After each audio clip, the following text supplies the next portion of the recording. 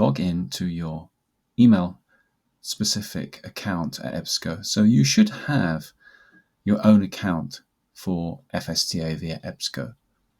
Or if you have a general EBSCO account, this should also work. So that's my login details there. I'm going to log in to my FSTA subscription by clicking on this button here.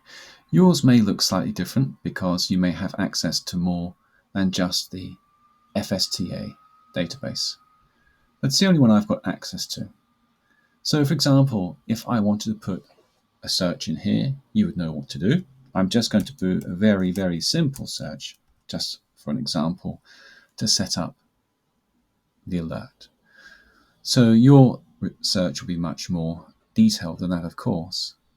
What you want to do, though, is if you do want to set yourself up with an alert, what you can do here is you can press these three little dots and you can either save the search or create an alert. They're on the right-hand side of the screen. So you click on the create and you need to make sure, you see here, that you're signed in. So if you haven't signed in, make sure you do this and make sure that you are signed in.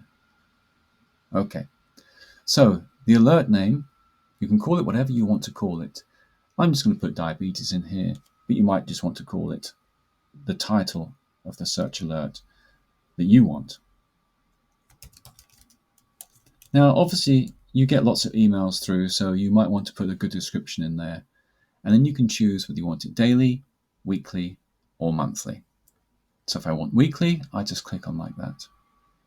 Gives you the date you've created it, and it runs for 1 year. You can see here, I want to receive an email when the alert is created, and I want to receive an email when the alert is run.